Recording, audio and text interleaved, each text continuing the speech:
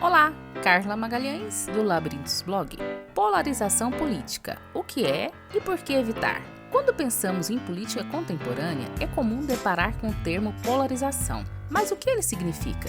Na política, o significado estrito de polarização é simplesmente a divisão de uma sociedade em dois polos a respeito de um determinado tema. Porém, essa palavra tem sido usada de um modo mais negativo.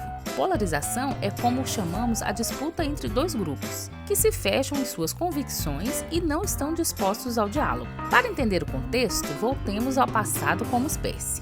No tempo das cavernas, era necessário se adaptar constantemente, pois nosso objetivo principal era a sobrevivência e também garantir a nossa descendência. Para cumprir essa missão, algumas atitudes eram úteis e outras nem tanto. Por exemplo, escalar uma montanha trazia riscos de se ferir e morrer. Dessa forma, nosso cérebro desenvolveu o medo de altura, que tenta nos impedir de correr esses riscos. Uma das estratégias mais úteis para preservar a si mesmo era se juntar a outros indivíduos e formar grupos. Com a ajuda de companheiros, era mais fácil conseguir alimentos e se proteger de predadores e adversários. Porém, existia um preço. Para ser aceito em um grupo, era preciso se mostrar digno de confiança, o que por sua vez exigia lealdade. A lealdade era fundamental para que um agrupamento de indivíduos agisse de modo coordenado, organizado e comprometido, aumentando assim a chance de sucesso na luta pela sobrevivência. A grande questão é que a lealdade, quando levada a fundo, implica em abrir mão da sua própria individualidade para aceitar as normas, crenças e ideias do grupo. Afinal, no tempo das cavernas, ser leal era mais importante do que analisar fatos e ideias de modo crítico e independente. Com isso, podemos dizer que nosso cérebro foi programado para encontrar uma turma. Antes de seguir, se inscreve no canal para não perder os próximos vídeos. Mas por que a polarização é um problema na democracia? Nosso cérebro guarda um instinto de sobrevivência que é necessário para nos proteger em situações de perigo. Mas o mundo em que vivemos atualmente é muito diferente daquele. Ao longo dos séculos, a humanidade refinou sua organização, entendeu como as sociedades funcionam e criou sistemas para organizar o poder de forma mais justa. Uma das inovações foi a democracia. Por meio da democracia, não seria necessário usar a força para chegar ao poder.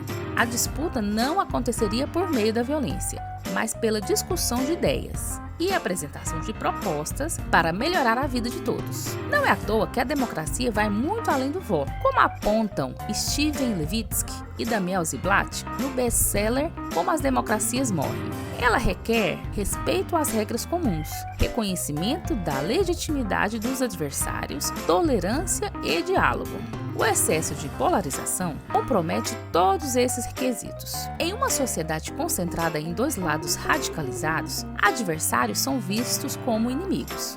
O diálogo não é incentivado, ou até mesmo condenado, e transgredir as regras parece justificável. O momento atual da política nacional é um clássico exemplo de polarização.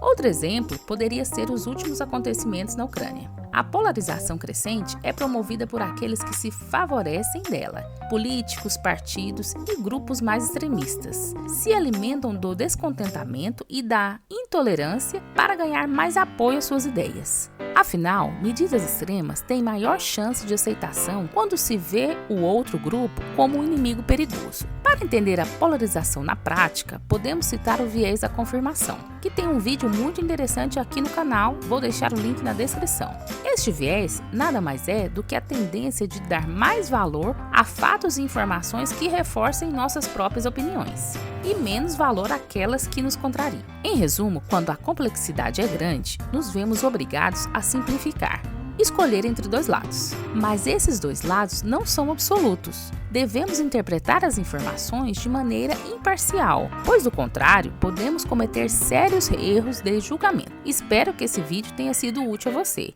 Se gostou, curte, compartilha e se inscreve no canal. E clica no sininho para não perder os próximos vídeos.